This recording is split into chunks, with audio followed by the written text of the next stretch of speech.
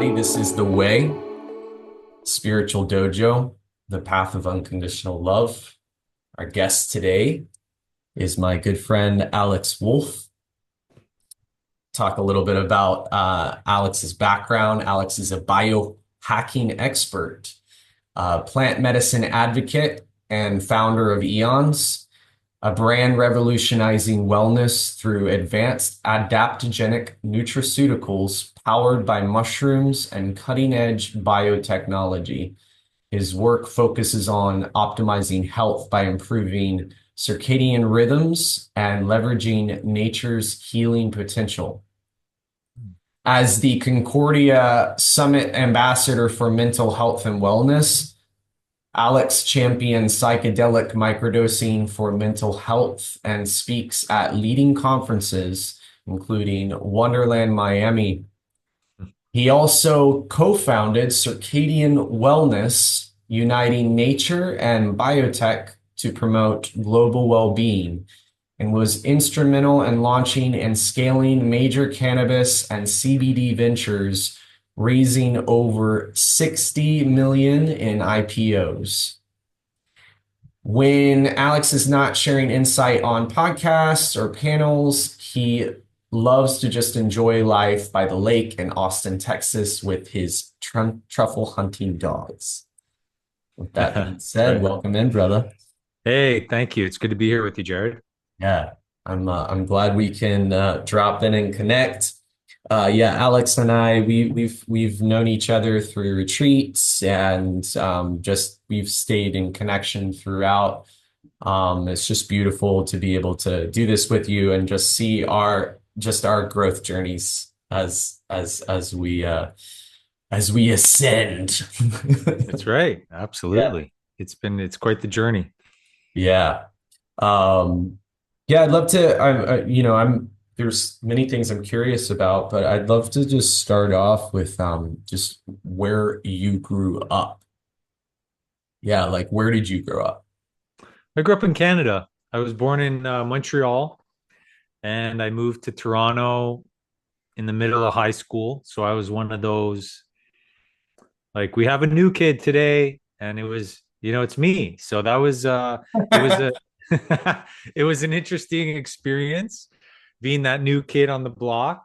I went from, I had my status in Montreal. I was on the basketball team, and I was dating a lovely young girl and all this stuff. So it was a shock to my nervous system and all that kind of stuff back then to move in the middle of high school, because you have so much attachment. I had so much attachment to my friends and my social circle at that age. And but or and it was a gift. I got to kind of reinvent myself and learn how to make friends and humble myself and all this kind of stuff again. And high school ended up being a wonderful experience for me. It was a lot of fun.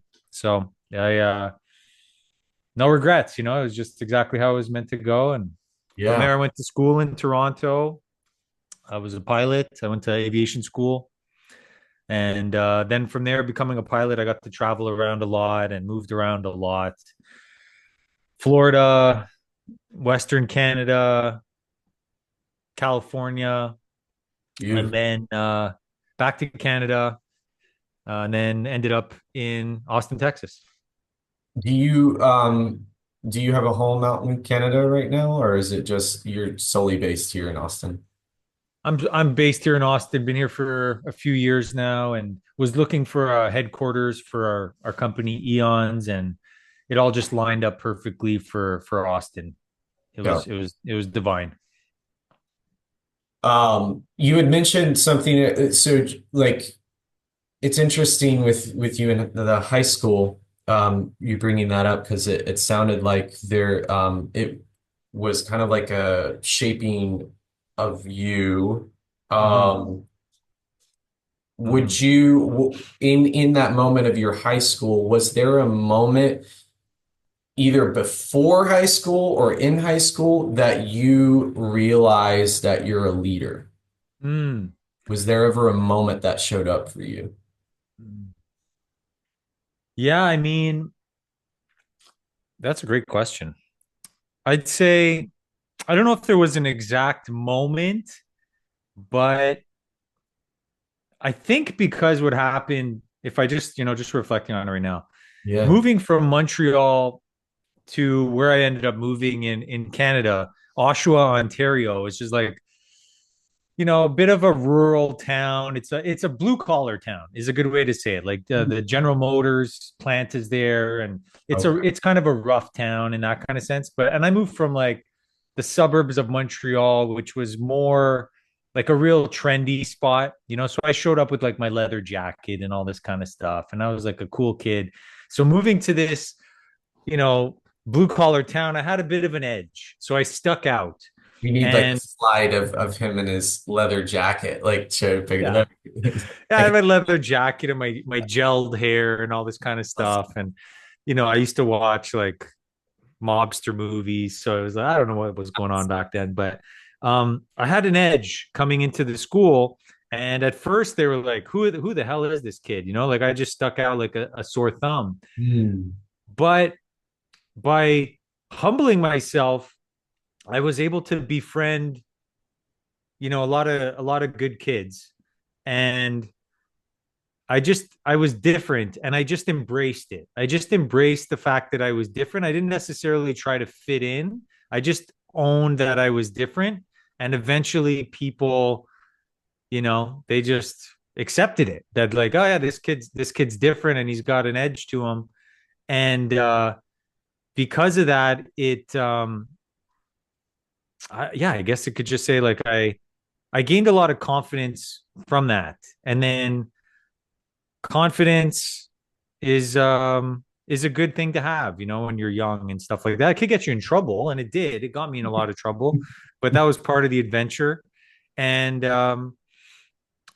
I guess to wrap it up, I've never actually thought of this before. I never talked about this on a podcast. It's fun, but I got to really befriend a lot of people. Like I because when I got there, at first, you don't know anybody, so I started hanging out with the nerdy kids. They were the first ones to accept me at the lunch table, so I was hanging out with them. And then eventually I just moved my way up like the social circles of high school until I was probably one of the most popular, if not the most popular kid in school. So it's just like, but I was friends with everybody. I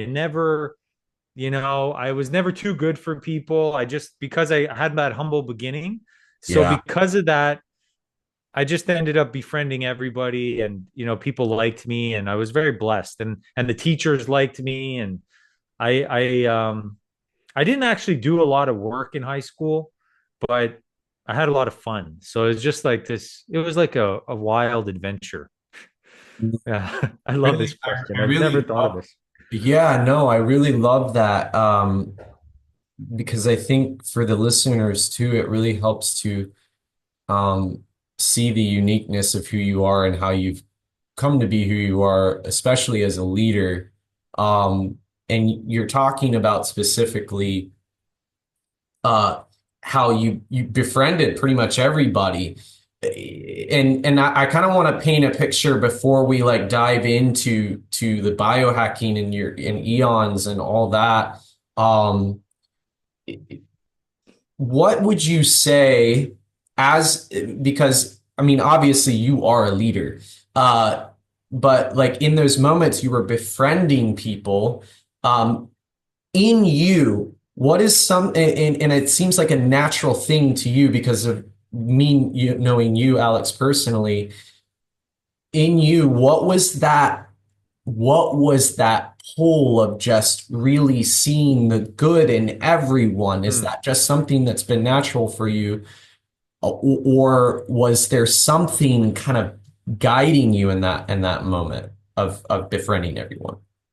It's a good question. It was really just the desire to connect with people, when you move to a place like you don't know anybody. So it's just like, I guess the code there, I don't know if there was a pull, but it was like really realizing, I'm not better than anybody, and nobody's better than me. It's just like we're all on the same playing field, and that's what it was. Like, even though I felt like I came from a much cooler place, But that doesn't really matter when you just show up and you're the new kid in school. Like it's a fresh start. So I was just happy to talk to anybody. And Mm, I didn't know who they were or what their social status was. So I was just like looking to connect and be friendly, and not put myself on a pedestal and not put anybody else on a pedestal. And that was like an early thing that I learned. And yeah, it served me well. And I just kept doing that throughout life and, looking people in the eye, and we're all on the same playing field, Jared. Like some people may have better skills than me, and I may have better skills than some people because I practiced more, but that doesn't mean anything. It doesn't mean I'm better or worse than, it just doesn't matter. I've got to meet so many interesting people and over the years, celebrities, people that I used to idolize, and they may be really, really good at a skill or a sport or a talent or something. And it doesn't mean that they're a good human being. Like they have more skill at something. So I learned that pretty early on. And it's like we're all on the same playing field. Some people are more skilled. That's great. But it's really just how you treat people and how you feel around people. It's a real energetical thing that as well. absolutely. Yeah, very well said. Um, I want to give them the listeners a little bit of a nugget of your childhood, and who knows, maybe you don't remember this moment, but was there a moment of you as a kid? Because you kind of even in high school you kind of said you had this I don't know, like stuck out like a sore thumb. But was there a moment as you as a kid where you did something Hmm. that is actually foreshadowed what like who you Hmm. are now, like what you've got now? Oh man, what a good question, dude. Let me really think about this. So think about my childhood foreshadow. Like I was a really adventurous kid. I really was like my driving force, like the thing that was just in my soul from a young age was really freedom. That was what drove me. Like I was just very adventurous. And then in the time when I grew up in the 80s and 90s, things were different. And I would just get on my bike with my friends or alone and just bike out like crazy distances. Like we're going all across the city and all this kind of stuff. And it's wild to think about all the things we do and go in the forest and like sneak into these forbidden places and just be on adventure mode. So yeah, that was really my childhood, was very adventurous and getting into some trouble here and there, but that was part of the fun. Yeah. I was good at getting into trouble and then good at getting out of trouble. And so that was part of my life. That was patterns for sure. And yeah, I was really just looking at life like an adventure.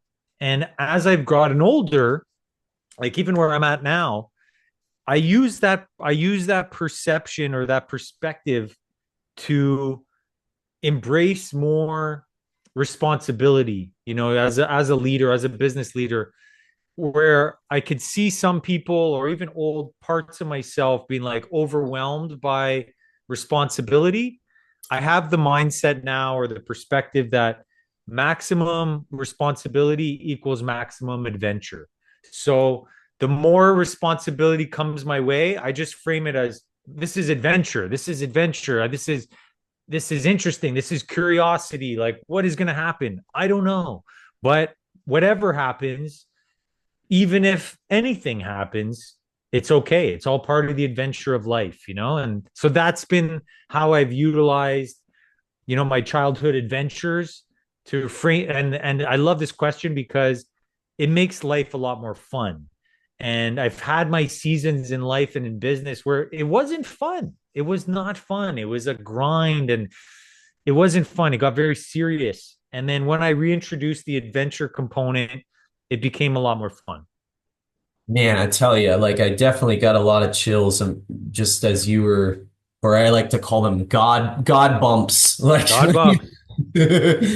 like just as you were saying that, man, and I feel like that's going to be just for anybody listening, I think is a great way to live life is just the more responsibility that comes into your life, just having a frame of adventure around that is, I just, even for me, it excites me to hear that. Because, like, as I'm creating things and building things, there's always going to be those moments where, yeah, you'll be lying in bed and then all of a sudden there's all these thoughts happening. And it's like, it's also the opportunity like, oh my gosh, more adventure is coming right now. I'm getting Yeah. downloads at 3 a.m.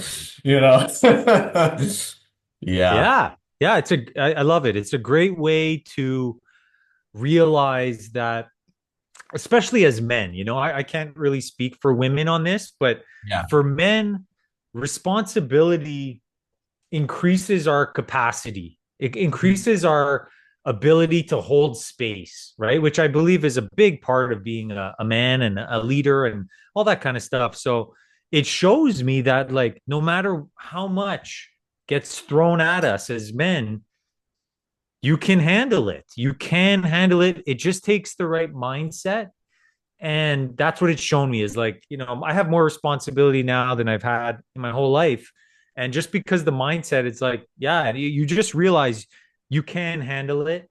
And, necessity, when you need to handle something, like, you'll find a way, as long as you don't let that, antagonist voice that lives in our head get in the way. You have the right mindset, you can do anything. Beautiful. Oof. That just sounds like like I'm just imagining. Alex, do you want to have kids in the future? Absolutely. That's one of my biggest dreams in my life, if not the biggest. Absolutely. Because just you saying that, I literally saw you as a father speaking to your son like that. It felt very good and beneficial for a kid. Oh, I Like, love that. yeah. Um, so as we're kind of guiding listeners to where you come into Eons, I'm curious what, and just for context for you too, Alex, is just like Mhm. the people I'm speaking to, and I'm speaking, anybody that wants to listen to this obviously is welcome, but I really want to focus on people that are just starting off, like in their Mm, awakening journeys, mm, um, and leading and being leaders and leading in a path of love. mm, What was a moment for you, or what was the moment for you? And I'm specifically seeking the first moment of when it cracked. You had this awakening moment where it was like your perception, your perspective changed. You're like, oh, whoa. Or mm. maybe it happened. Who knows when it happened? But yeah, I would love to hear your experience on that. So my perspective, just to get clarity, perspective change from what, Jared? Like, Yeah. what are you looking for? What shift am I, what are you asking? Yeah, that to get more clear, when I say awakening moment, Mm, but mm, because I mean, when I say that to some people, they don't know what that means. mm. And what I am would love for you to share more on is the spiritual aspects. Okay. Was there what was the first moment where you realized, oh, there's something bigger, this there's a God, or like what Mm. was that for you? Man, there has been several of these God winks, over the years, for sure. It started, the first one that I could remember was actually a book that I read that shifted my mindset. And I went from very much, very much left brain thinking, like very analytical, very strategic, do this equals this, and then read this book called The Celestine Prophecy. And that was the one that really opened my mind to be like, whoa, wait a second. The whole book just resonated. I couldn't put it down. I ate it up. My soul was just hungry for this book, and it was such an easy read. And that was the one that shifted me to be like, okay, there's more to life than what I think. Of course, obviously, right? But so that was the first one That was the initial one. And it really started connecting me more to nature. That was like the initial, okay, like nature holds the keys, nature has the codes, nature has the answers. And that's why I started paying attention more to nature. And then that was constantly the balance that I would keep as my pilot career evolved. I still kept nature as my, returning to source, or my returning to now, or my returning to divinity. Like it was like always connecting to nature. So it was very much do. Like I was very much a doer, and I still am, but I balanced it out. And then the nature was more in the being, and I believe that's one of the big codes. They talk about this in the Bible and, other ancient texts, but it's really the balancing of being a doer, which is like taking action. You need to take action, especially as a man, I could say, need to take action. Inspired action is the best kind of action. And then balance that out. Don't overdo it. Balance it out with the being.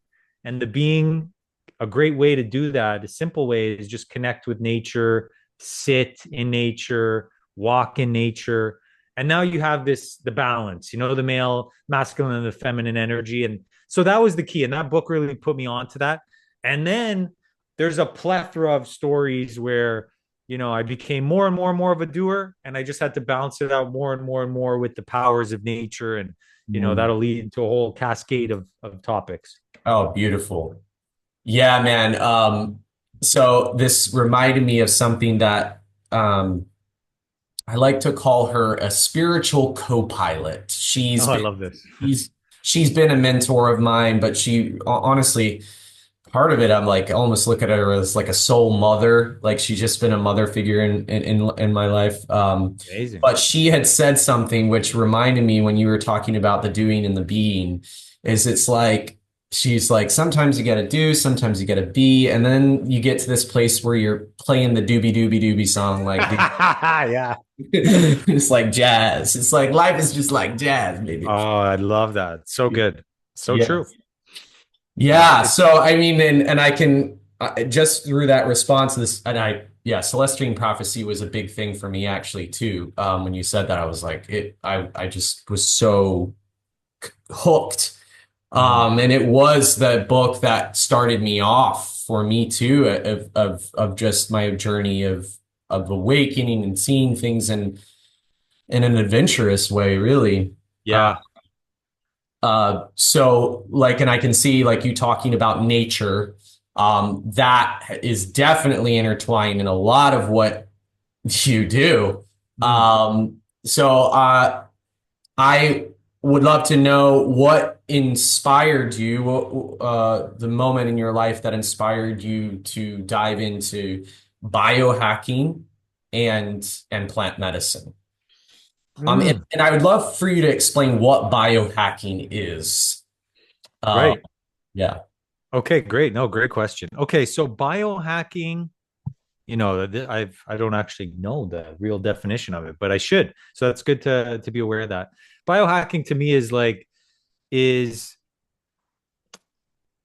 hacking the human body with healthy ways to achieve peak performance or altered states of consciousness. Um, and it's can be doing uncomfortable things, which leads to expansion. It doesn't always have to be uncomfortable. Sometimes it could be very enjoyable as well. But it's using these hacks, these tricks, these codes. Sometimes it involves technology. Sometimes it involves biotechnology. But it's really things to advance the human body and the human mind, and possibly even the human spirit. And they can be very beneficial um, as a quicker solution. They're like the quicker way to get your body or mindset back to peak performance. Mm, That's my own little definition off the cuff. yeah. um, and yeah, for me, I was in a state as a pilot. I was a pilot for 18 years, corporate, commercial, all the kinds of things. A lot of things I could say there. But when you're a pilot and you're responsible for a ship, it's essentially an airship. Sometimes you got a crew on the ship, you have passengers on the ship, you have cargo on the ship. So there's a lot of responsibilities, right? And people look to you as a leader of this ship.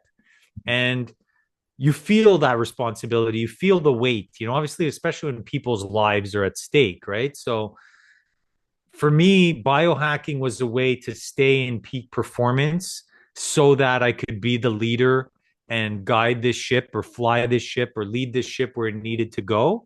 And that bled off into entrepreneurship because when I knew how to run a ship, I looked at a company like a ship, So I have my co-pilot, I have my flight attendants, I have my, you know, cargo people and all this kind of stuff, my air traffic controllers guiding me in and all this kind of stuff. So that's how I shifted it over. But biohacking was a great way for me, Jared, to like just keep my mind at peak performance and no matter not let call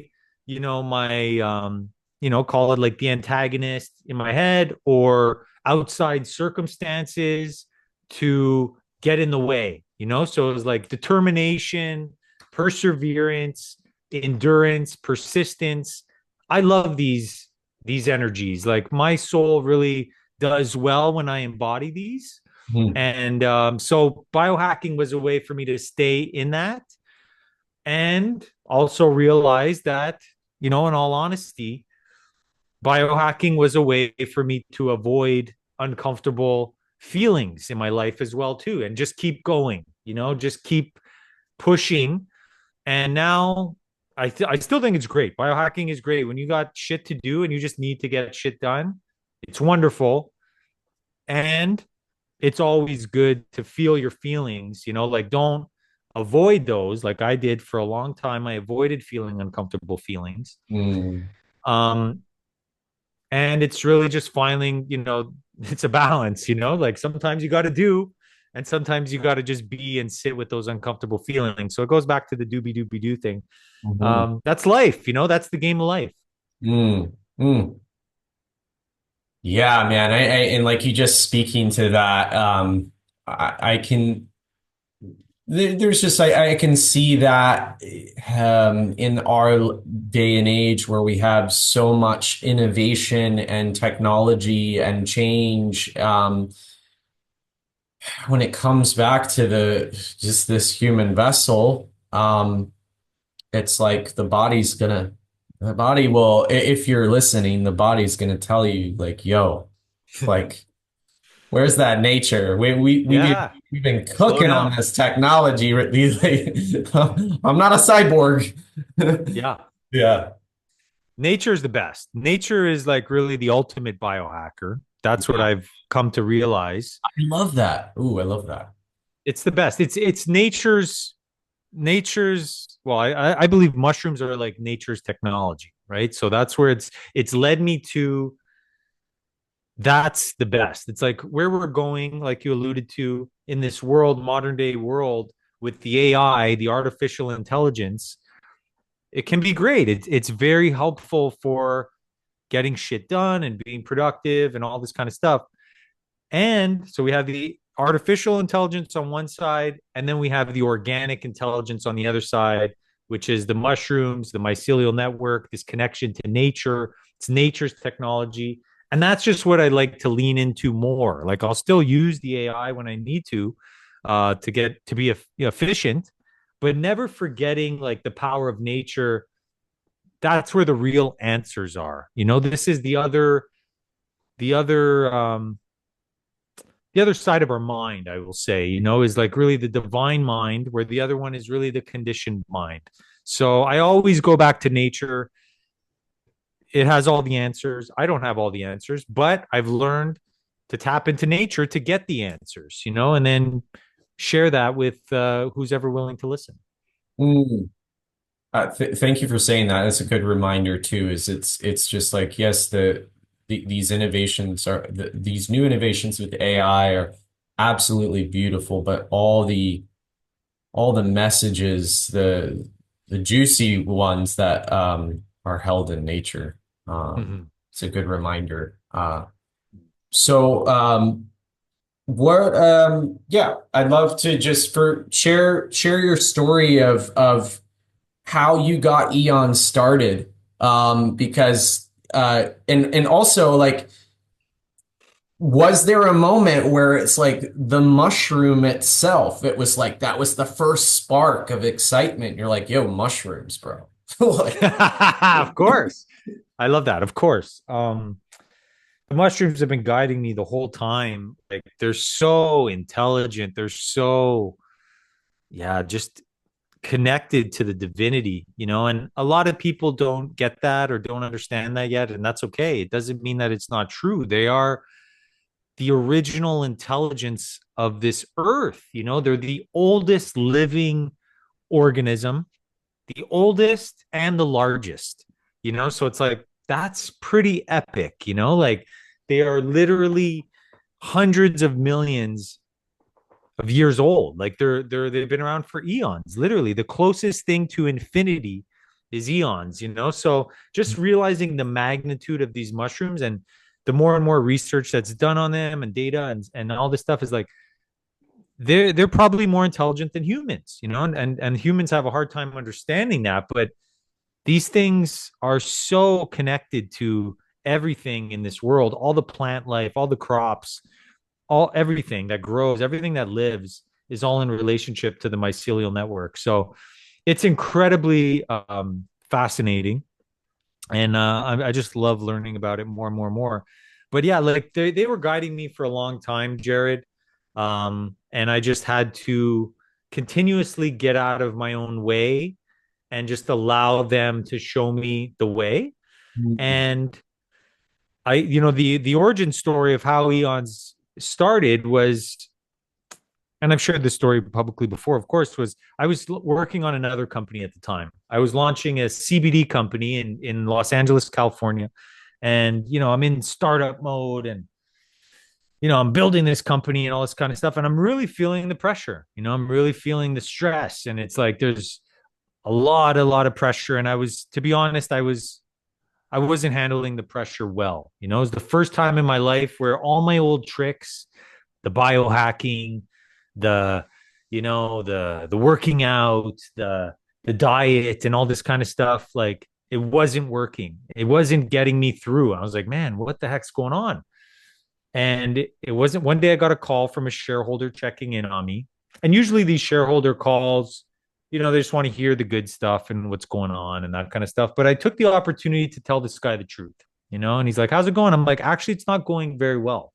And he's like, what do you mean? I'm like, man, I don't know. There's a lot of pressure. I got anxiety. I got brain fog. Like I'm feeling depressed. I'm like, I just don't feel like myself. I feel so disconnected to myself, to people. All my relationships are, sucking. And he's like, okay. He's like, yeah, you should get into mushrooms. And I'm like, what do you mean mushrooms? Like psychedelic mushrooms? He's like, well, yeah, eventually that. But he's like, we should put you on a gut health protocol Mhm. for mushrooms. And I'm like, okay, that's interesting. Gut health. Huh? He's like, yeah, I've been studying the gut biome for 20 years.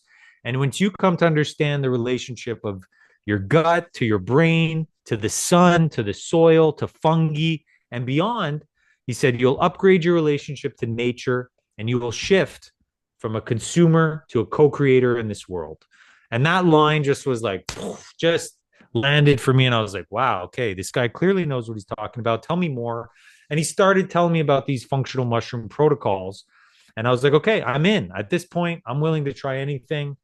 So he put me on a functional mushroom protocol for my gut health and for my sleep and for my energy and all this kind of stuff. And within a really short amount of time, like a couple weeks, 2, 3 weeks, I was feeling good as new again. I had my clarity back and I was like, man, I'm back. And from there, I went on to build that company, sell that company. All my relationships improved and my life took off again. I was crushing it.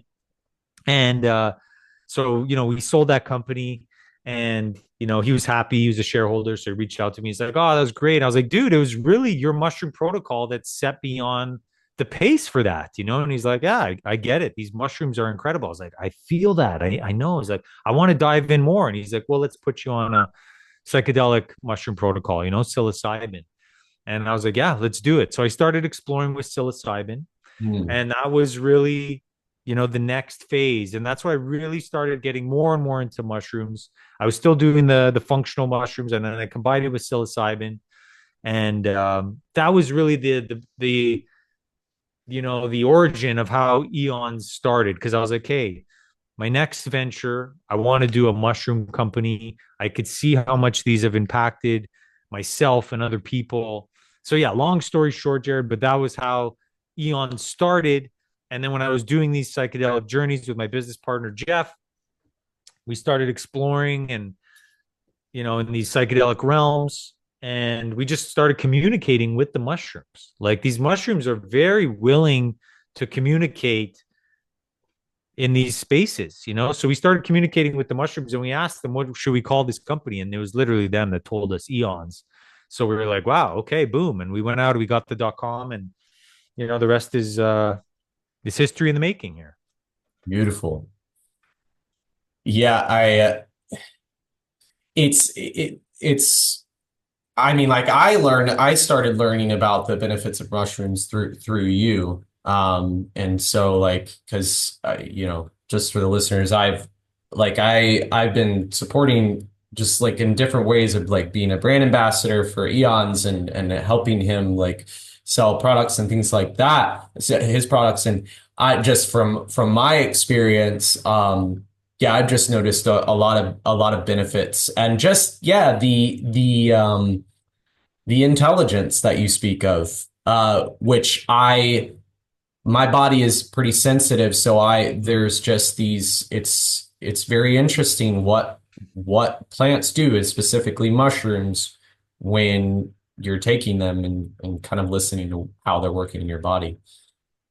Yeah, and so cool. And you're a great, you know, example for it because you're sensitive. You feel these things, right? You see the difference. You could feel the state change. And that's one of the beautiful things about mushrooms is you could actually feel the state change. They're so intelligent. They know how to work with your body. They're very familiar with working with the human vessel, Yeah. and they will do all kinds of amazing things. They'll start to rewire your brain and create new neural pathways, which give you actually a new way to look at life, you know? And when you have a new way to look at life, you have a new outlook, you have a new mind, you have a new perception, and now you're looking in a new direction. And now eventually you walk that direction, you get a new destiny. So it's like, it's very connected, you know, and these mushrooms know they're here to guide us. They're very friendly, they're very intelligent, and yeah, I believe they're one of the greatest teachers that we have is tapping into the intelligence of these mushrooms. Tell me a little bit about so circadian rhythm and circadian wellness, like because you know, I've taken your sleep gummies and but I've noticed just on your platform on Instagram, like you tend to show stats of your sleep cycle and all that. So love for you to share a little bit about when that became really important to you and yeah, just speak a little bit about that and circadian wellness. You got it, man. Thank you. Yeah, circadian wellness. I did not come up with that name. I got to give credit where credit due. It was another business partner of mine.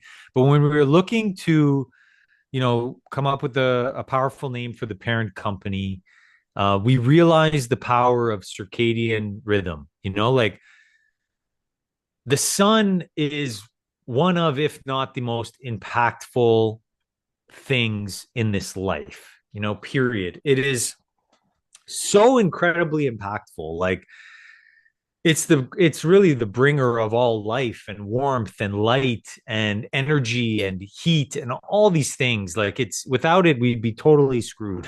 And so it's like once you realize that, like how important is this thing, how valuable, how like connected it is to literally everything. And your circadian rhythm is your connection to the sun, you know, and your light, your ability to absorb light. And I've come to learn and understand that like we are beings of light. We are here to absorb light, bring in the light to our vessel so that we could share it with other people. And if you don't have the light of the creator, it's very hard to show up into this world and, be able to be in a state of wellness. And I believe wellness is the starting point. It's not, once you're in a state of wellness, then you're in a spot that you could share with other people and you could be an inspiration for people. But if you're not feeling well, like, good luck trying to show up, and let alone go to your job, and all this kind of stuff. It's like, no, wellness is the starting point. And Mm, for me, it all starts with the sun. mm, Every morning I go out and I stretch. I put my bare feet on the ground, and I stretch, looking at the sun and just absorbing the light of the sun, those light codes. And there's so much data that backs this up. Like, this is not my theology. It's like, you need the light of the sun really to activate your hormones, activate certain part of your brain. mm. Vitamin D is like the most essential vitamin there is, especially as men. It plays such a factor in our testosterone, which is the male hormone. So it just regulates so many things. So there's that, UV light from the sun that we need. And in this world of modernity, we're constantly being bombarded by this blue light, this man-made technological blue light, which really does the opposite of the light from the sun. It destroys your cells. It creates more cortisol, the stress hormone. It destroys your melatonin, which is your sleep hormone. And if you don't get, good sleep, it's also very challenging to show up in the world and create and provide for your family and all this kind of stuff. So it's just all so connected. And once we realize that, it's really our connection to the sun and our ability to absorb light is so detrimental to our wellness. So at Circadian Wellness and with Eons, a big part of our ethos is like, okay, creating products and protocols to get people to be able to absorb more light and sleep well at nighttime, and gut health and productivity and all these kind of things, mental health, are all very much connected to this. So we see it as just like one big thing. But yeah, I just can't say enough of how valuable it is to have a good circadian rhythm. Yeah, wow. And this is actually inspiring for me. So for listeners who are not watching the video on YouTube, it's Alex has on blue blockers. And I have yet to I've yet to get my own blue blockers, but like I've been seeing it so much lately. It's what would you say just for a person who knows a lot about this, like are blue blockers beneficial for this, just what you're talking about, the circadian rhythm? Yeah, it's huge. It's like I said, like, so in this modern world that we're in, and yes, there's a lot of great things about it, and the technology is awesome, but we're constantly being put in front of these screens, right? And a lot of time it's our own choice, looking at our phone for hours and hours a day, or computer screens, iPads, whatever. And all these screens are emitting blue light, this I think it's UAV light or UA light. And this blue light is very detrimental to our circadian rhythm. It disconnects us from the sun because it's a different kind of light, and it starts to deteriorate a lot of our beneficial cells and our melatonin, especially, which is the sleep hormone. Hmm. So if we don't have enough melatonin, we're just simply not going to be able to sleep well. And Yeah. if you don't sleep well, it's like I said, it's like it just puts you in this cycle of, okay, you're waking up tired, you're groggy, okay, and then you have some coffee, it's like not the best stimulant, and then you're dehydrated, and then it just kind of puts you in this cell. You're stressed out, the cortisol raises. So it's like it's setting yourself up for not the best, suboptimal choices, and then it's very challenging to get out of that. It's like, why not just set yourself up for success? So I use the blue blockers as much as I can, and I just notice a huge difference. I feel different in my being and my psyche when I'm wearing them compared to when I'm just locked in on the screens. And then I just feel like this, like I could literally, I'm just so aware, I could feel the the stress levels. I could feel like my reactivity, and like I think at this stage of my life, like being reactive is probably the worst thing I could do for myself. It's like the opposite of reactivity is patience, compassion. It's just it's more peaceful, it's more caring, it's more loving. Reactivity is like the opposite of that. It just puts me in this reactive survival state. And I'm just aware of those states, Jared. So it's taken me a long time to get here, but now I'm just like, yeah, no, I don't want to be in that reactive state at all. And I'm realizing, yeah, these blue light things is it's a factor. It's a big factor for this. So, if you like share, I'd love for you to just share a little bit of like, what are, let's just say, some key things somebody could follow. Like, for instance, waking up. What's for you, Alex? Share what you do that can help with people's circadian rhythm. Like waking up in the morning, you go out, and then talk about what you do at night. What Mm. are some key things to follow that are just going to help tremendously? Yeah, I love that. It's a great question.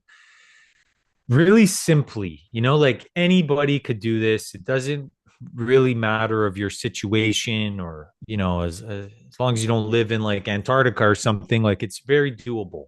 Hmm. Is really just start to set yourself up to have a kind of relationship with the sun, like wake up so you could see the sunrise. If you can set yourself up for that, and I realize like certain people are living in different places, but if you could wake yourself up enough to go and watch the sunrise somehow, if you got to walk down the street or around the block or whatever, or go out on your balcony and it's a little cold, whatever the situation is, by doing this, it's going to start to reset your circadian rhythm, and you're going to have this connection to the sun, which is, like we said, like the most valuable thing in this life. Like if the sun goes away, which it won't, but we would be screwed. It's like, it's really the bringer of all light and life and energy and love. Like it's so valuable. So why wouldn't one want to pay more attention to that,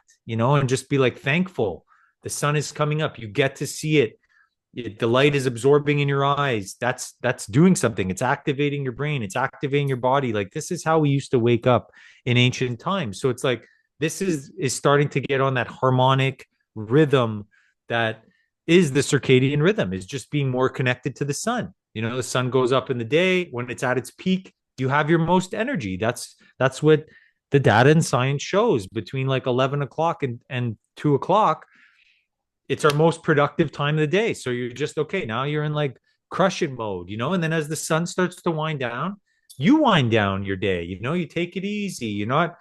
Don't work so hard. Like, it's okay to balance things out and try to watch the sunset. Everybody loves a beautiful sunset. And that light that's emitting at the sunset is the most valuable UV light that we could get. That's why these people are obsessed with sun gazing. It's not some woo-woo thing. It's like there's real data and science that's showing you like when you're looking at the sun when it's setting, you're getting the most valuable UV light that you could get. And I really have come to understand that we are light beings. So it's like we need this connection to the light so we can bring in more light. And that light is really like our it's part of the chi. It's part of this life force energy that we get. And, we can supplement that with other things. You could supplement things from nature that absorb the light. You can eat more plants or fruits and all this kind of stuff. But I'm telling you, nothing is like just absorbing the energy from the sun. And that's completely free. You don't need to do anything. You don't need to go buy anything. You don't need to go buy this biohacking gear and gadgets and supplements or even my products from Eons. Like you just need to have a connection with the sun. And that's what I'm really trying to like get people to remember is like the sun is the source of all life, period. So it's like just have a relationship with that.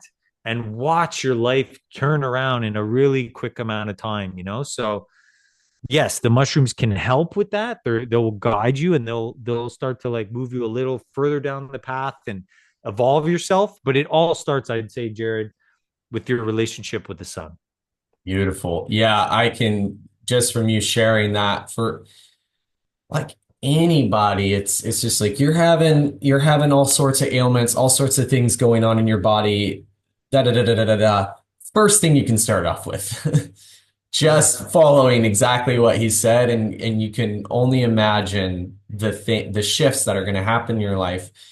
You know, most I don't want to say most people, but there are people that want those quick fixes, those biohacking, it has its place and all these, but like I think in the nature of what's been happening in our world with the innovation, there is that quick fix aspect, but which is what I love about nature is when you reconnect back with nature, reconnect back with the outside, things start to slow down. Your Mm. nervous system starts to like it's like all these different things. Nature, nature, nature. Yeah. Yeah. Absolutely. Well said, man. Yeah. Nature is God's creation, right? It's from the creator. No matter what your religious views are, it doesn't matter. It's like nature is has been created and it's so innately intelligent. It has the answers. It's survived, ice ages and millennia and eons and all this kind of stuff. So yeah, it does have the answers and the sun I believe is like the core thing with that. Hmm. And yeah, no, I'm really glad you brought that up. It's a great reminder for myself as well. Yeah. Um, so with your products and the mushrooms that you use, um, could you talk a little bit about just simply adaptogens? Yeah. Um, uh, like I know there's all, yeah, I'd love for you to talk about adaptogens, and what that does for the body, and yeah, just talk a little bit about that. Sure. Yeah. So adaptogens, another word for functional mushrooms, mushrooms that fall into the category of adaptogenic, which essentially means bring the user to homeostasis. So homeostasis is like a stress free, your nervous system is calm, and now you're able to make more optimal decisions in your life. And the choices that you make will really determine your life. In my opinion, it's like we all have a choice every moment of the day. There's always a choice how we're going to show up, how we're going to respond or react. So it's like it sets you up for a place where you're more calm, your homeostasis, so you're not stressed. Your cortisol is not, flaring. So it's like you get to calm down and just make more optimal choices. That's the way I see it for adaptogens and how they're beneficial. They're also very rich. If you want to get into a little bit of science about it, they're very rich in polysaccharides. So polysaccharides is a fancy word for saying anti-inflammatory, anti-aging, anti-cancerous. So they block out all these negative parts of the modern day life that we're living in, and then they also, they increase your ability to absorb nutrients. Pretty clutch. They increase your longevity, so you're able to live longer, and they can increase brain function, which is like, okay, now you have an updated software in your brain. So it's like not only do they remove all these negative aspects of modern day life, they improve all these benefits of modern, of this world that we're living in. So it's pretty remarkable, man. Like I truly believe like these mushrooms were here like a gift from God. It's like, okay, humans, you got some work cut out for you here. You got some challenges, and they're really here to help guide us and like bring us back to connect to nature, especially as this AI continues to roll out, and it's pretty wild what this stuff is doing. It's like, yeah, no, connect to the nature. There's organic intelligence there that can actually help you evolve as a human being. which is for me, it's like a big part of this divine game of life is evolving. Yeah. Uh, Thank you for that. Yeah, and of course, like I'm gonna share where you can find Alex near the end of this episode, but of course, his website is definitely you can it'll share a lot more info on the mushrooms and the things that they help with in the body. But yeah, it's helpful for the to get a refresher on adaptogens, especially for people that are like, what are all these words? Yeah, totally. Um, but yeah, and so this is more curious for me, and I'm sure curious for everybody else. Like biotechnology, Hmm. um, and talk a little bit about that. And there's some new products that you've come out with that um, have those the anyway, just explain a little bit more about biotechnology, and I'd love for you to share your new product that just came out because I find it pretty fascinating as well. Yeah, absolutely. So biotechnology is essentially healthy, natural ways to use, whether it's a delivery system or ingredients or, yeah, anything that can really benefit the human body. Hmm. So we realized pretty early on, I'll just say it, long story short, but when I was in the CBD business, the CBD game, the biggest feedback that we had from consumers was that they weren't really feeling it. They didn't know if the CBD was working or not. We got hundreds of emails like this. And, as a founder or a co founder at the time, it's pretty frustrating. It's like pretty alarming feedback to get, that the products aren't necessarily working. Like for me personally, everything I bring into the market, I want people to feel like that it's working. Of course, I want to have a validation experience. I know what it's like as a consumer, like always, biohacking and using supplements to try to get into peak performance for a long part of my life. Hmm. You want to feel the effects. It's the whole point of taking the product, right? So I'm like, man, this was pretty alarming. Hmm. So we did a lot of research and we found out that CBD isn't very bioavailable, meaning the human body just doesn't absorb it very well. So you have to overdose. You got to take a large amount of CBD for it actually to absorb in the human body. You end up peeing a lot of it out. So we realized that's not very viable, and I'm just saying this is what we found out. Anybody could research this. I'm not trying to poo-poo on CBD companies or anything like that. I'm just saying this is what we found out. Hmm. So they weren't very, very bioavailable. We sold that company. We did okay. And then I was being inspired by mushrooms, right? So I'm like, okay, in the next venture, my business partner and I discussed here is like, we got to make sure these products are very bioavailable. Like, this is the key. This was the lesson that we learned, right? Everything is always trying to show you a lesson or a blessing. In that case, it was a lesson. So let's apply the lesson and make sure these products are very bioavailable, meaning the human body can actually absorb them and use these active ingredients, right? So that was our focus. So that all this to say, Jared, that led us into researching biotechnology.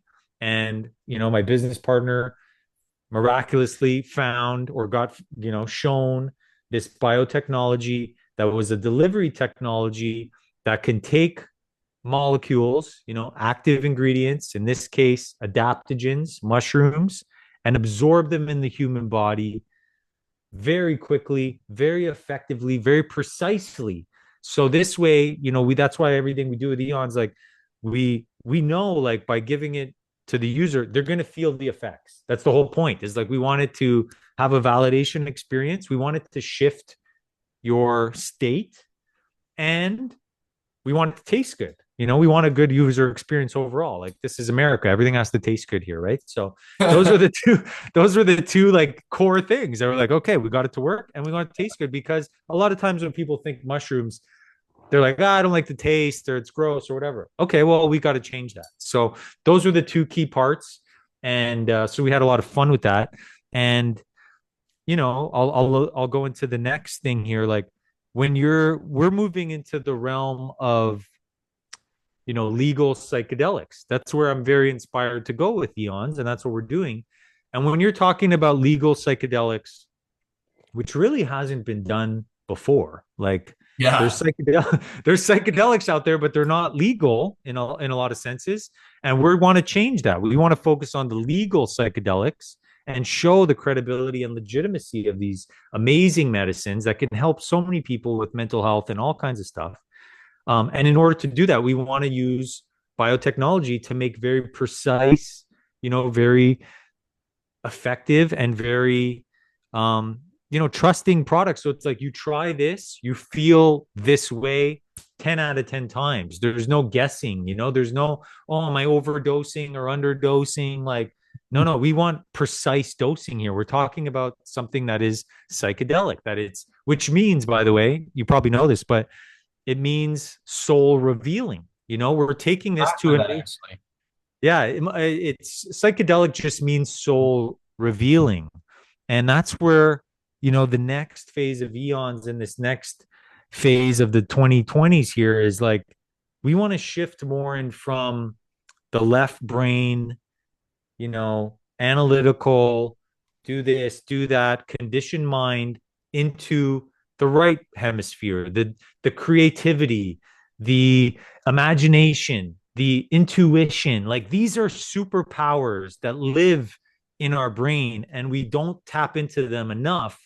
So this enter the legal psychedelics is now it's like, okay, now we want to give you access to this brain it's your birthright to use all these superpowers you have inside yourself.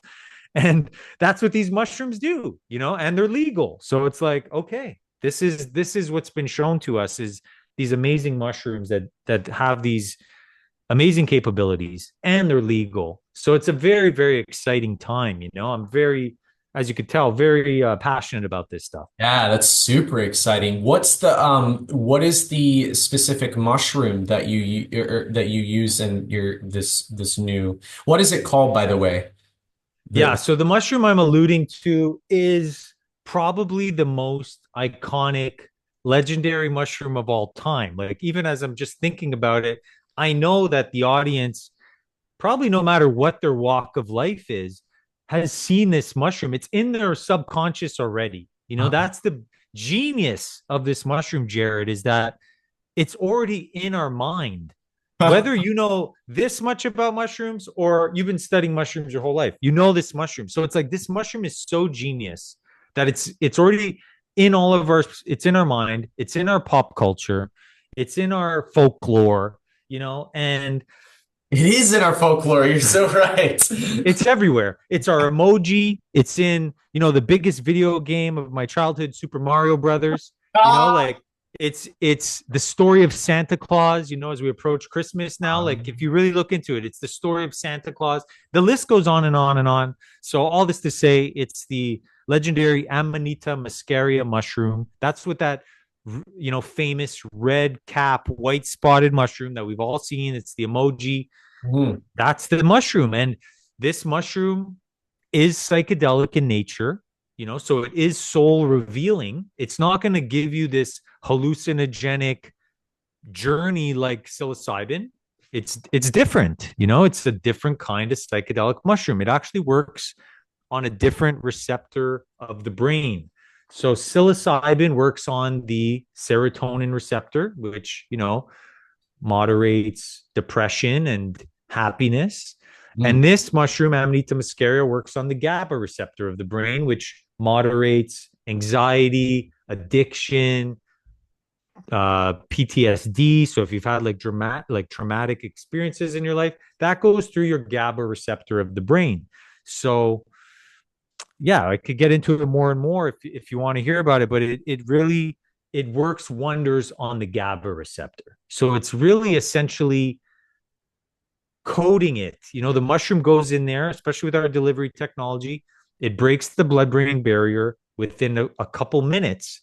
So it's a very quick thing where it's going to go in there. It's going to coat the receptor of your brain that regulates your nervous system, Mhm. literally. So it's like you it's gonna calm down your nervous system, which is awesome. Like, who doesn't really want that? And Mhm. then it's gonna start to code it the more you use it, so that eventually, as you right away, you're going to feel a wave of calmness come over you, as I know you've experienced, and I'd love to hear your feedback. Yeah.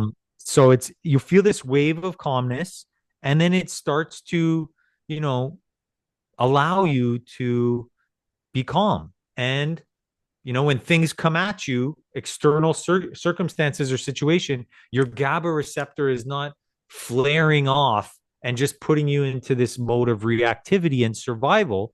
You start to look at things with a new lens. And I believe that new lens is a great thing. It starts to give you a new perspective. And unless,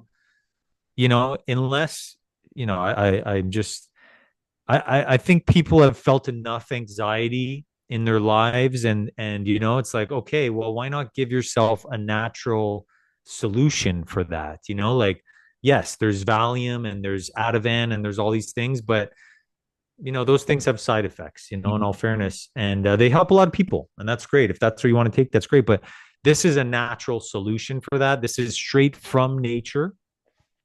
And I'll just say this one last thing. This mushroom is so cool. It can only grow in nature. You can't replicate it in a lab. You can't, grow it in a closet like you can with some other mushrooms. Like, no, you need the recipe, you need the formula of the creator to make this mushroom. And it appears when it wants to appear. And it's just like, boom, here it is. And it's here to help humanity. So, yeah, that's my long rant on this mushroom. But Oh, bro, thank as you could you so tell, much for that was enriching for me to hear, and I can feel your passion around it too, and it's exciting.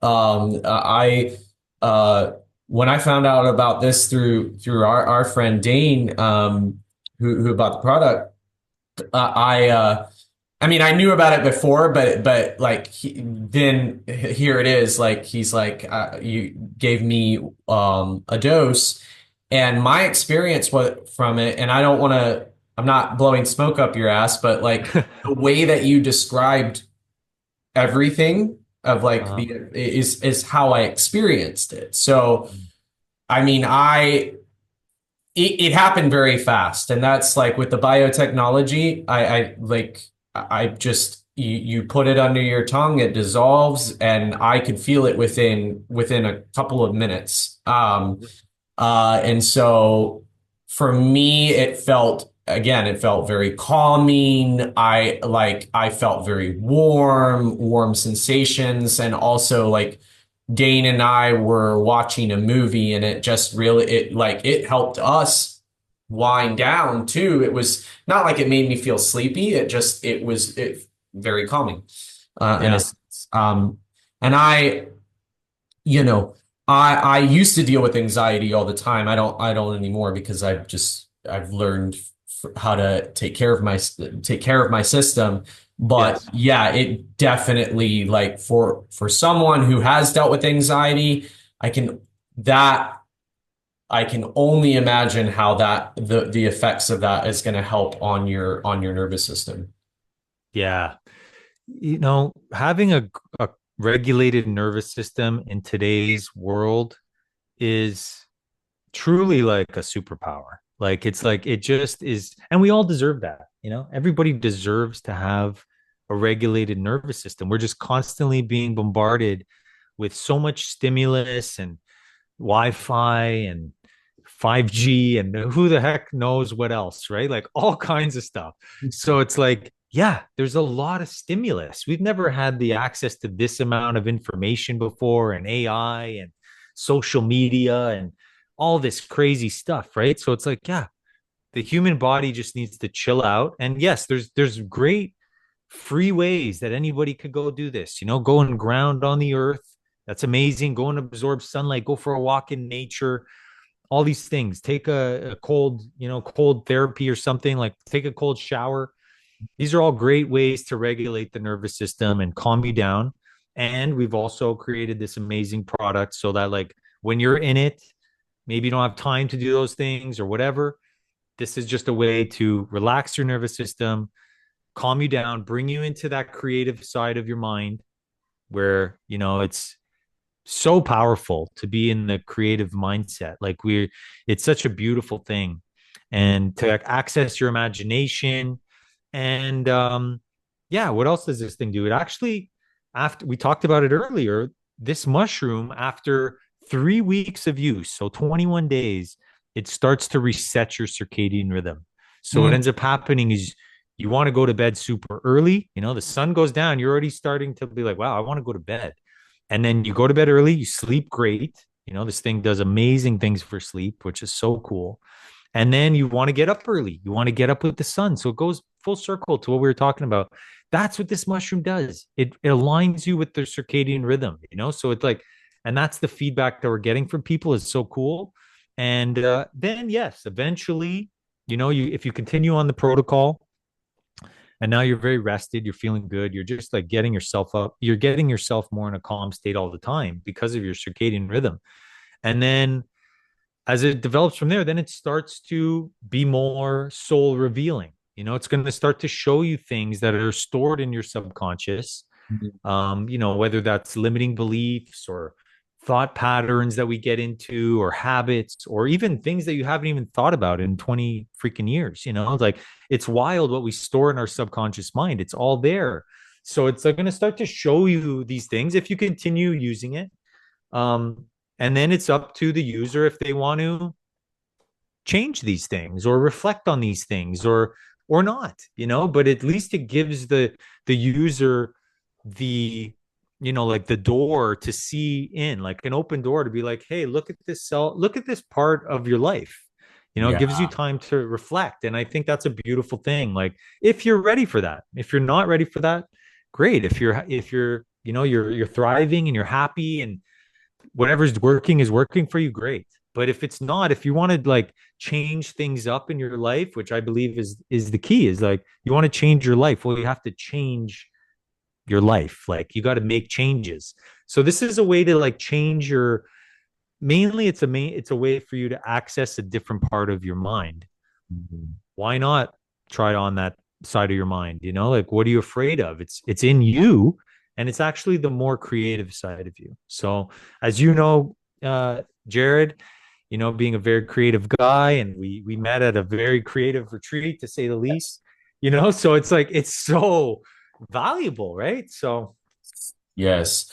Yeah, and just to kind of encapsulate everything that's been talked about this mushroom and this product in particular is, yeah, that's something that psychedelics can do that not many, you have the plant medicine world, and this is again, it's not hallucinogenic, but the aspect that you're talking about, soul revealing, um, I mean, in a sense, this is like, yeah, I'll say this. I don't want it to sound cheesy, but like a breakthrough in products that are coming out right now, yeah, where after taking it for a certain amount of time, there's going to be things that are revealed within you. Like, yes, yes, there are the adaptogens and mushrooms that are going to help work with ailments and things like that, but something that I find exciting is it's like tapping into the subconscious where things will come up for you, which will help in our ascension, help in our healing process, our bodies. I think that's really important. yeah, well said, man. That was great. Absolutely. Yeah. It all starts with it starts with the individual. And it starts, like we said, with like wellness. Like, you want to feel well, you want to feel full, you want to feel whole, like you're already complete. You don't need to consume something external to be complete. You want to start with that. So these adaptogens are a good way to bring you back to homeostasis, so you start to feel well, you start to sleep well, your brain is functioning, so you feel capable and useful, which is a part of it. Like, being able to take action in this world is a wonderful gift. So it helps with all those things. And so it gets you to a place of like, okay, I feel well. Now what? Like I'm ready to show up and show, show up to my life. And then it's like, okay, well, how deep do you want to go here? Like, how authentic do you want to be? Well, to really know yourself, you got to go deep within. And this is a soul revealing thing. So it's like, yeah, you're really going to get to know yourself, and which I believe is very powerful.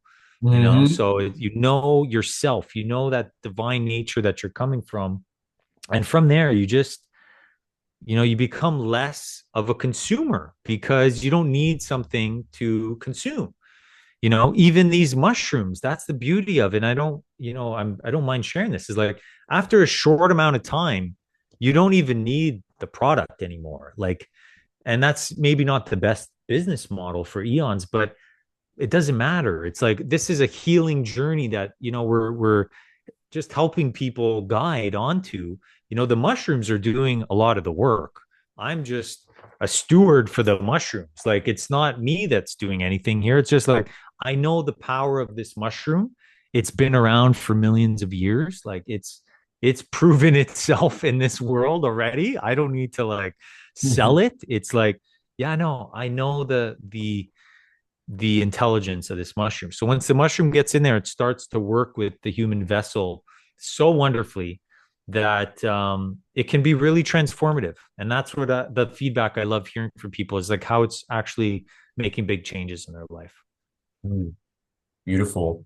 Yeah, I would love to segue from we are talking about mental health and anxiety and things like that of the nature of that mushroom helping with that. Um, I'd like to talk a little bit about the Concordia Summit's ambassador. So what is the most pressing issue in the mental health space today? Well, mental health is basically an impeding crisis that's already here. There's a lot of people really suffering. And finally, thank God, there is a lot of important people like policymakers, global leaders, um, these people that have the capability to make change on many facets.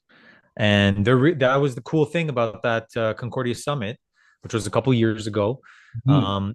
that it was really focused around mental health, and it was really cool to see all these, sometimes even kings and queens of these countries and, presidents and all these cool people. Um, well, these people they had an open mind to help mental health and how they were actually going to make like implicate or bring in, orientate mental health practices into their countries, into their cultures, and all that kind of stuff. So it was really good to see, like, okay, people are actually paying attention to this because it is a crisis. So Hmm. anyway, that was like kind of the theme of the whole summit. And it's a whole story how that happened, but which I'm happy to share if you want. But just cutting to the chase, it was very cool to see that psychedelics had its own lane within mental health, and people from all over the world in these very important positions are looking at psychedelics as a way to actually help. Like, they're like, yeah, the data shows this, it's great. Yes, we need more clinical trials, we need more studies, of course, but because people have made it illegal, it makes it challenging. So it's like, let's just look at this, right? Like, at least have the conversations to show, let the data speak for itself, right? But like, data doesn't lie. You just got to do the research. So all this to say, that really led us into, really wanting to study this stuff more so that we could bring out the data and bring out the science to show that the legitimacy and the credibility of these legal psychedelics like the Amanita muscaria. So that's what we're doing. We're doing two different studies with circadian wellness to show the data. One of them is a study that's going to be it's brain mapping. So it's actually showing the neurogenesis that's going on within the brain, like new pathways. And it's showing, maybe more importantly or not, I don't know, but it's showing the states that the brain waves are accessing. So are you in alpha state? Are you in beta? Are you in theta? Are you in delta? And this is getting into quantum physics, right? It's like it's showing like the wavelengths and the frequencies of where we're operating. And like, this is Joe Dispenza world. This is all these really, people that have been studying this for a long time. So Yeah. it's cool. It's cool to enter that as well. And that's a part of our business as well, is wanting to usher in the data to show people like, yeah, it's not just user experience. It's like, no, there's really data around this. And that's what, yeah. So all this to say, the Concordia Summit was a good way for us to realize how important it is to have the data. Got it. Got it. And how did you come into connection with that? Concordia, Yeah. Yeah. You were saying there was a story behind that of how you. it's a funny story. I'm happy to share it. Yeah. I don't think I've ever shared this publicly before. Feel Maybe comfortable sharing it. Yeah. no, I'm happy to share it. It's funny. It's a really, it shows you just the interconnected of this world, which is wild. So I had just moved to Austin, you know, very close to that time. I just moved to Austin. Didn't I had some good friends here. I didn't know too many people, but I got invited to an open mic night. Was unprepared, totally unprepared. I didn't know what I was really walking into. And very early on in the night, I got called on stage and I had to improvise. So I just spoke what I was passionate about. I spoke about mushrooms, like I was like, and I was just real, I was authentic, and people resonated with it. So because of that one, I got invited to another open mic night. So I had resistance. This is a key part of the story. I had a lot of resistance. I didn't want to go. That part of my brain was all the reasons not to go. And I just felt like that resistance in my body. But thank God I was aware enough of the time to like push through the resistance. I was like, if there's resistance here, I should probably lean into it. So I went anyway.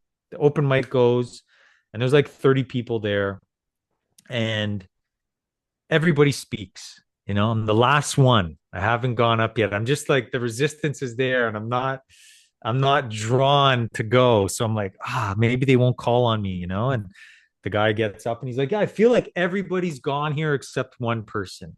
So if that person hasn't gone, please stand up and come up on the stage. So I'm like, okay, I got called now. I got to go. So I go and I just do my thing. I talk about mushrooms just like I'm doing right now, Jared. I'm just like speaking from the heart, speaking with passion, and people are feeling it. They're resonating. So fast forward a little, after the open mic night, a couple weeks later, I get this call and they're like, is this Alex Wolfe? I'm like, yes, it is. And they're like, oh, we heard you're going around talking about how mushrooms can play an impact on mental health. And I'm like, well, I mean, I've been to a couple open mics, like I don't know if that qualifies. I'm like, I Yeah. was so bewildered. I didn't know what was going on. And I'm like, they're like, yeah, we heard you're talking about mental health and mushrooms and this. I'm like, yeah, okay. And they're like, I'm like, who is this? They're like, well, this is so and so from the Concordia Summit. I'm like, okay, I don't know what that is. And they're like, oh, it's an event where policymakers, politicians, leaders, kings, whatever, will come and gather and talk about very important subjects. And this Yes. year, we're talking about mental health and how psychedelics can play a factor in that. We heard great things about you, and we want you to come. And Mm, I'm like, I think you got the wrong guy here. At this point, I think I'm actually being pranked. I'm like, mm, this is not it. I'm like, I think you got the wrong guy. I'm like, global, what? Concordia? I'm like, I've never heard of this, to be honest. And like, I'm skeptical. And they're like, well, this year's keynote speaker is Joe Biden and all this kind of stuff. And I'm like, yeah, you guys got the wrong guy. I'm like, this is not my scene. I swear. I'm like, I'm into mushrooms. I'm hearing this. I'm like, yeah, no, I think you guys got the wrong guy. And as a matter of fact, and this was a true story, I'm literally just about to go into the desert and do a bunch of mushrooms. I'm going to be off grid for like a week. So sorry to tell you, you got the wrong guy. This is literally what I tell them. Hang up the phone. I go into the desert. I do a bunch of mushrooms with my girlfriend at the time. Great. And I go on this vision quest, and it was awesome. Yeah. Awesome. It's always awesome. I come back and I have an email now. And they're like, Alex, after talking with you and you going into the desert, we know you're our guy. Please come and speak, on the panel with us and Concordia. I'm like, wow, this is unreal. So I'm like, okay, I'm gonna go. So I go. I know it's a long story, but it No, gets this better. is a great story, bro. Like this is fantastic. Thanks, man. So now I go to Concordia. It's in New York City. It's a big deal. And I'm right in between Jared Kushner, like the speaker before. No, it was the person before me was the president of the World Bank. And then there's Jared Kushner after that, Wow. who's married to Trump's daughter. And he's just did like a world peace treaty. And then there's me on this panel for psychedelics in between. And it was pretty wild. And I hadn't spoke on stage before. All I'd done was two open mics in Mhm. Austin, and there were, just thankfully was someone there that somehow put in a good word for me with this thing. Like it's just so serendipitous. But anyway, so I'm on stage, I do my thing, and while I'm speaking, I see and feel the energy of this gentleman in the front row. I feel him. He's really into what I'm saying. He's like, yeah, this guy, and I'm like, wow, this guy's really resonating with what I'm saying. So I just start to focus on him. I'm just like, wow, this guy's feeling it. So I'm like basically talking to him and having a conversation with him. They asked me some really personal questions that I didn't see coming. I answered them from the heart. I answered them truthfully. And I was like, basically I'm trying to change the paradigm here of how businesses are run and how we bring products and protocols to the world. Like it's really about coming from the heart, and not from the head anymore. We've done the head thing so much. It's like let's shift the energy. And this guy's really feeling it. And it was a great panel. Everybody rocked it.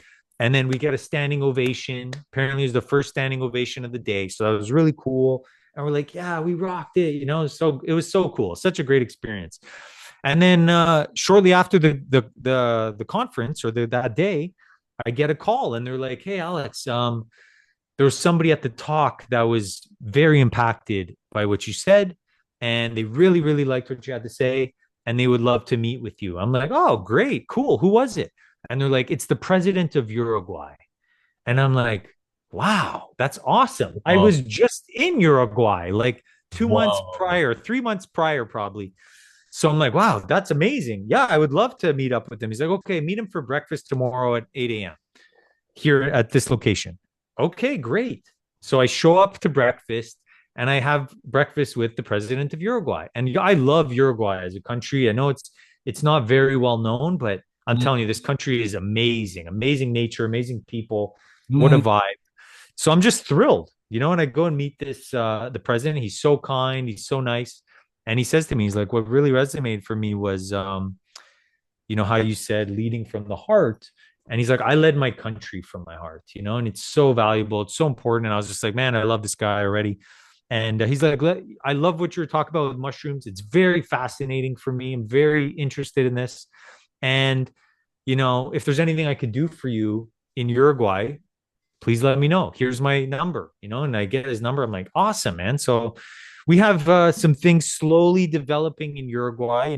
It's a process, but it was just so cool to, from going to Uruguay to going into a random open mic night. And then all of a sudden I'm on a world stage and then I'm meeting the president and all about talking about mushrooms and psychedelics and plant medicine. It was just like, wow, you never know how things are going to turn out. You just got to show up, and like face the Bro. fear and just show up. Bro, I honestly, I'm really glad that you told that story because it comes back to what you were talking about with adventure and responsibility.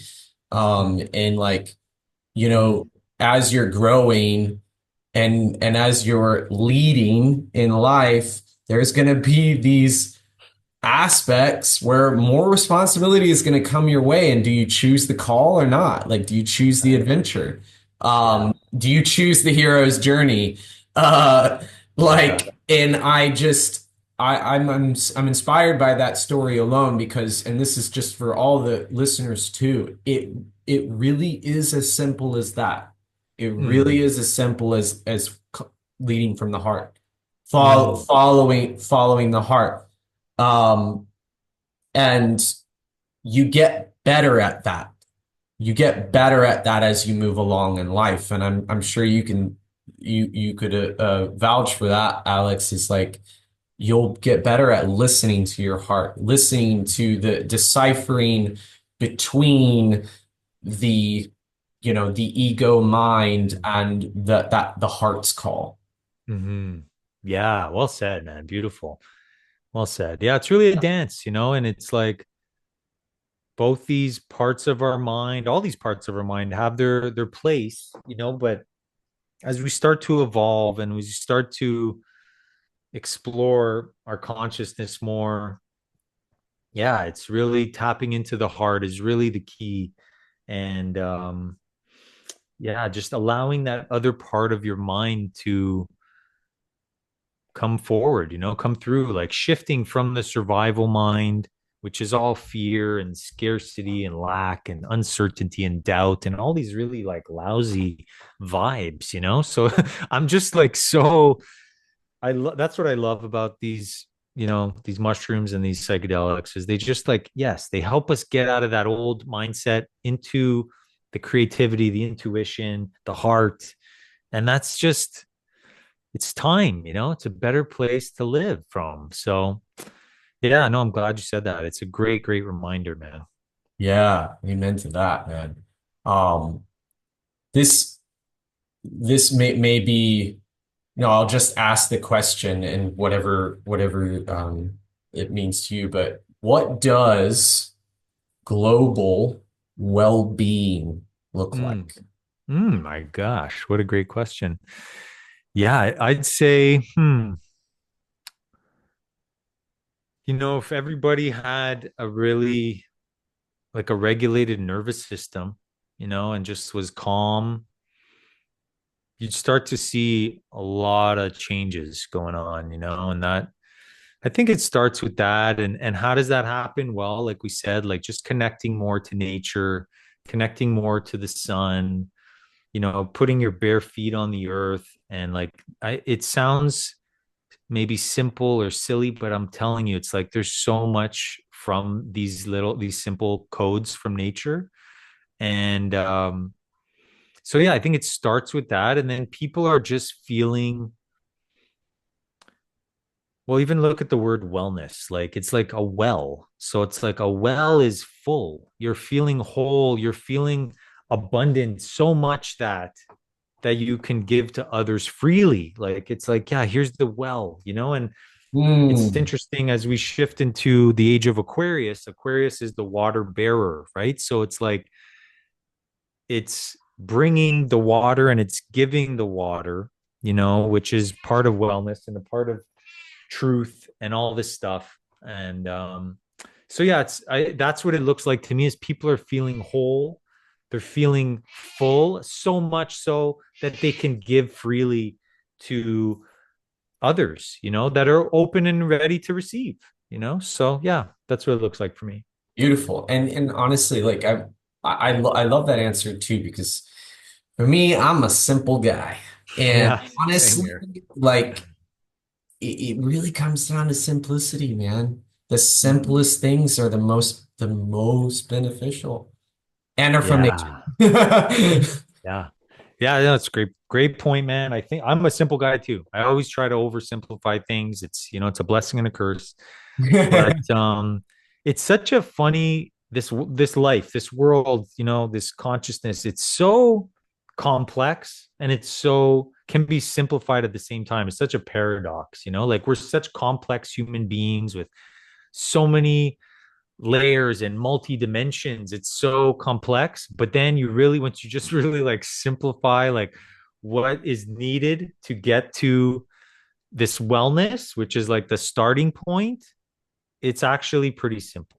So Yeah, it's such a for me like I it's such a beautiful puzzle to like figure out. It's just it can be so complex at times and so simple at the same time.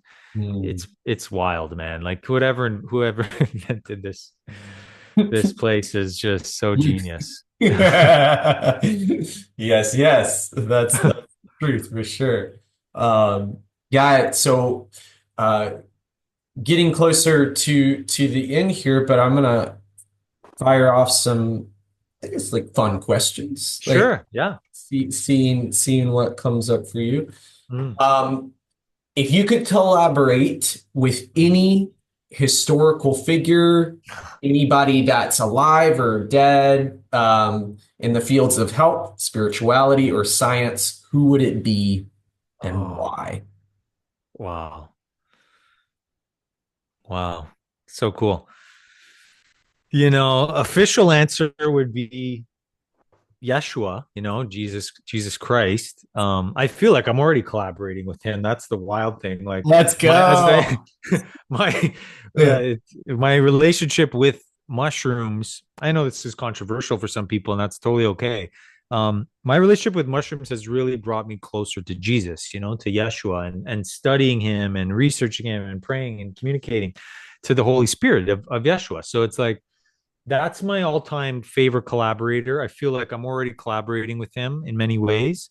So, let's say that's already happening. Who else would it be? It's a very interesting question. I think, from what I've learned recently, same level, pretty much is the Buddha.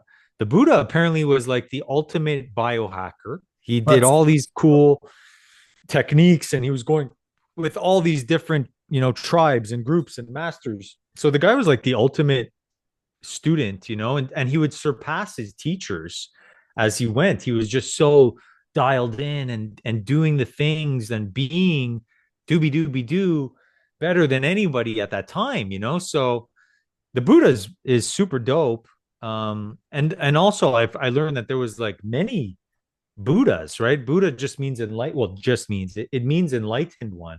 mm, Um, so there was actually many Buddhas, but the one I'm referring to, I forget his actual name, but he has a name, of course, and he was a prince, and he came from royalty, he came from wealth, okay.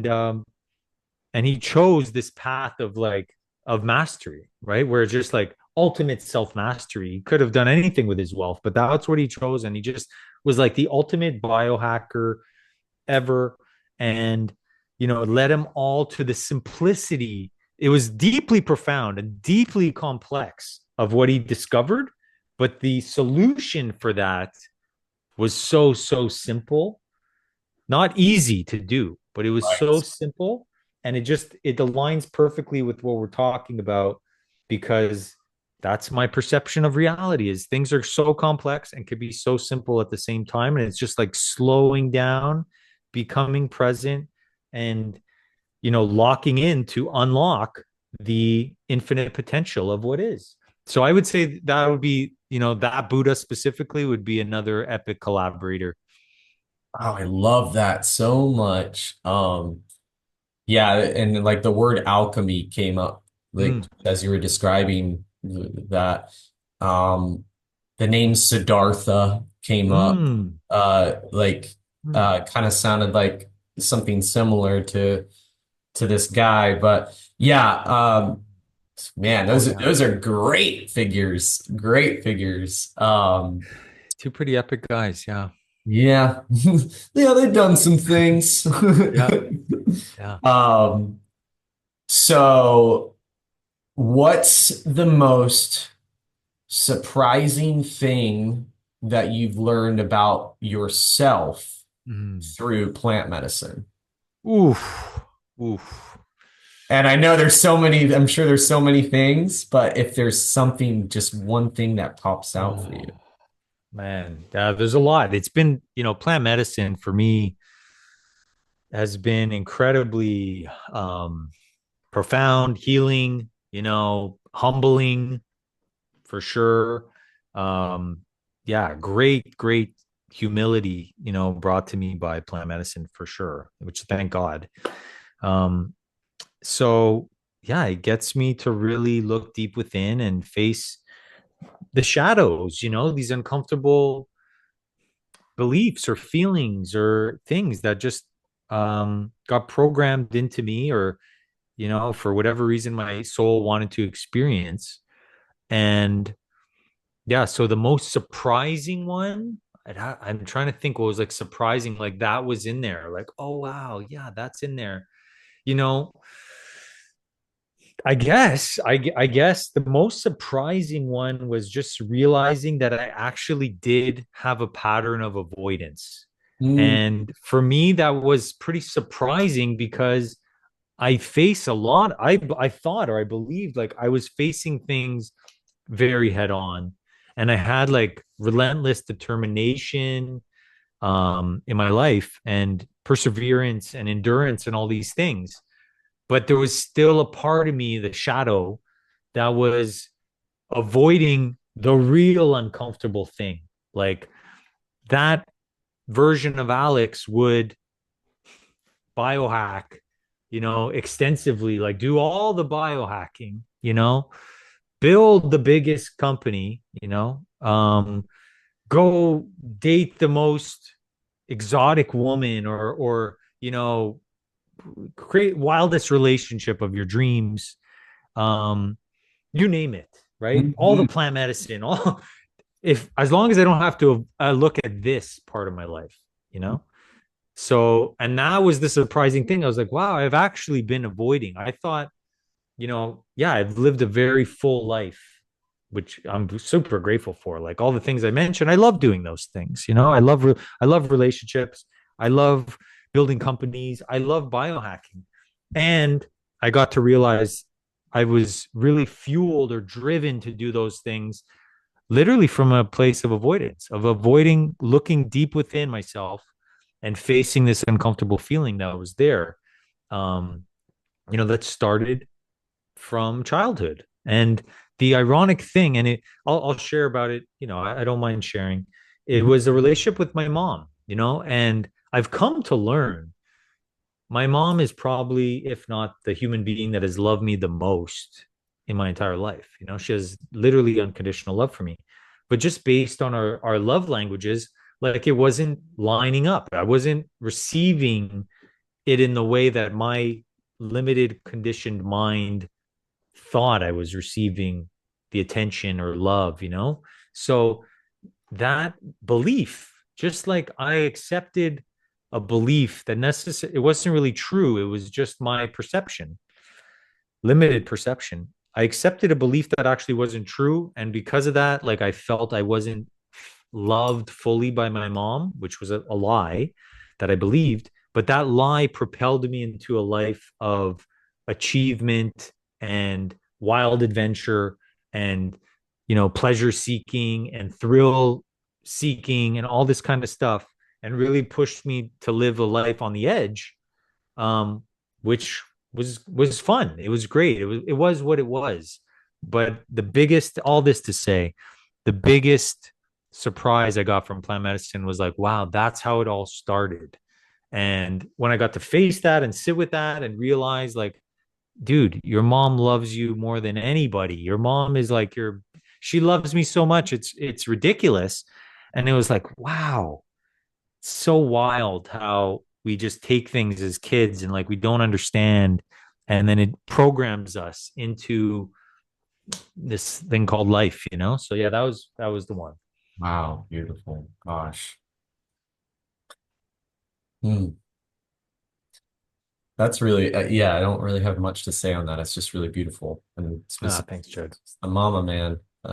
Yeah. It's like so obvious. It's Yeah, hilarious. yeah. Um, so two more questions.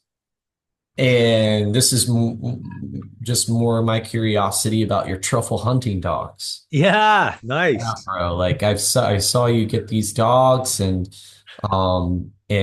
then I learned I mean, of course you love truffles. Of course you do.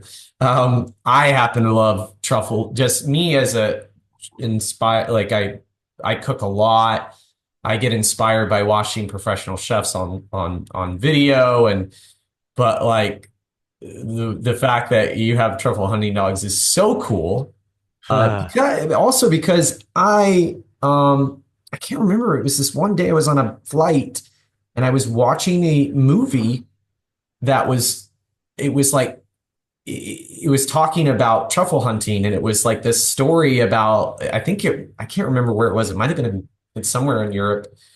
And I just became fascinated with the story because I was like, oh, there's a whole process in this truffle hunting. And so just would love to hear you share just a little bit about yeah, your fascination with truffle hunting and your truffle dogs. Oh, I love that. Yeah, it's another example of the mushrooms, communicating and finding their way into my life, and my destiny to have all these truffle hunting dogs. Like when I first got the idea that I wanted a dog, my, best friend and business partner was like, "Well, why do you want a dog?" And I'm like, "Yeah, that's a good idea. That's a good question." I mean, I'm like, "Well, I want a companion." And he's like, "Okay, cool." I was like, "Yeah, I want a buddy, And he's like, "Okay, well, how do you want your buddy companion to be?" And I'm like, "That's a good question." Like, and I'm like, "Well, I want him to be a good listener, and I want him to be, receptive and playful and fun and smart." He's like, "Yeah, it makes sense, right? You want a smart companion. You don't want a dumb companion." I'm like, "No, for sure. Obviously." So he's like, "Well," he's like, "we've researched dogs, and this breed of dogs that's super rare. They're incredibly smart. You can train them really well. They're friendly. They're amazing companions. They live a long life, and I would recommend this breed of dog. So that was how it happened. He's like, me, my girlfriend and I are getting one. You should look into it. So I started researching. I'm like, man, this dog is so cool. It's the Lagotto Romagnolo. It's the Italian lake dog, and Mhm. this breed is super rare, Jared. Like last time I checked, there's like only 1,000 of these dogs in North America. Wow. And yeah, and to put things in perspective, there's 10,000 pet tigers in North America, So it's like there's 10 times more tigers than these dogs. It's wild. Wow. So I was like, man, this is so fascinating. And yeah, they hunt truffles. And I'm like, dude, I'm into mushrooms. I'm into truffles. Like, of course I want, this sounds awesome. So it just like the perfect fit. And then I got one, and then I got him a companion, and they had puppies. So I had a bunch of puppies, and that was a whole adventure, right? Like it's like Yeah. that was another example of okay, maximum responsibility. Now I have 11 dogs, and I just looked at it as more responsibility equals more adventure, and that's what it was. These dogs were just so much love and joy and like giving and receiving, and I got to, give them to people that, they love them and all this kind of stuff. So it's like it's just been this whole adventure of love. It's really been an adventure of love. And the mushrooms again, the truffle hunting dogs, it just happened. So it was so cool. Beautiful, man. It's like love to hear about that day when you go on a hunt and get the first truffle, bro. Like Yeah. truffles, I love them so much. The flavor. Right.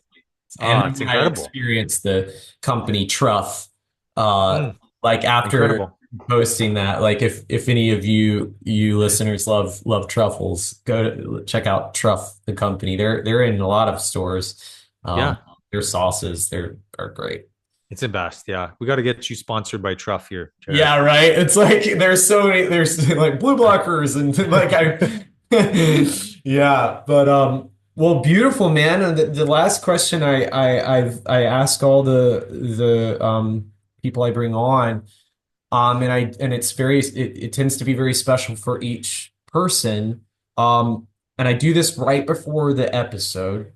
Mm, I listen in and I just ask God, mm, um, God, if there's an age that I would ask this question to, what would it be for Alex? And the age that came up was age 14. oh, wow. Cool. Yeah, Yeah. so for age 14, if you had one piece of advice to give to your 14-year-old self Ooh. about walking the path of the hero's journey, Mm. what would that be? Ooh. Wow. It's a great question. And before I jump in, I just want to say great questions today, Jared. This was so fun, man. It was like Yeah. so fun to explore these topics and these questions. It really, it brought up a lot for me. So thank you. It was wonderful. Beautiful. And this one here, it's full circle of how we started the podcast. Like 14 was when I moved from Montreal to Toronto area, Oshawa, Ontario.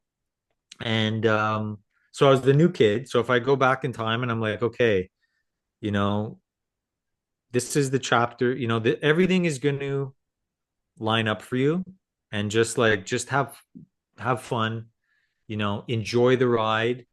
And when things come up that you feel resistant to, lean into those things, like that was, don't avoid, like just lean into the uncomfortability, because actually there's gold on the other side of that uncomfortability or that pain, so that would be the lesson. And I eventually learned that lesson as time went on.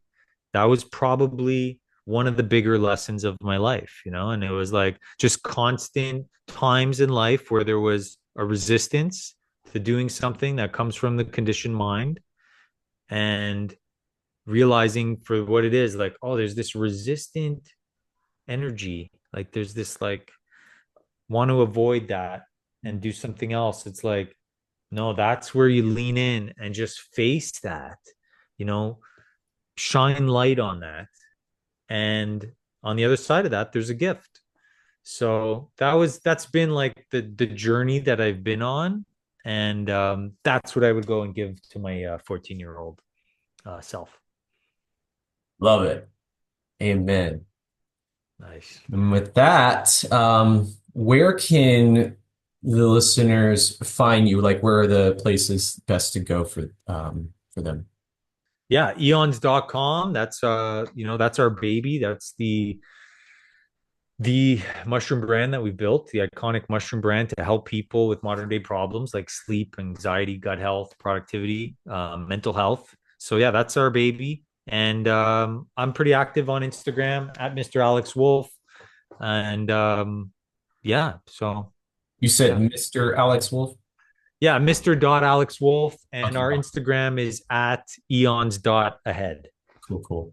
Yeah, I'll make sure to get those in the show notes. Awesome, man. Well, this has just been it's just been a pleasure, and I've really enjoyed just being able to drop in with you. And Yeah. Thanks, man. Me too. It was awesome. Great questions. Brought up so many stories. yeah, And yeah, such a pleasure. So thank you for having me on, Jared. And look forward to seeing you real soon again. yeah. And to all the listeners, we'll see you on the next episode.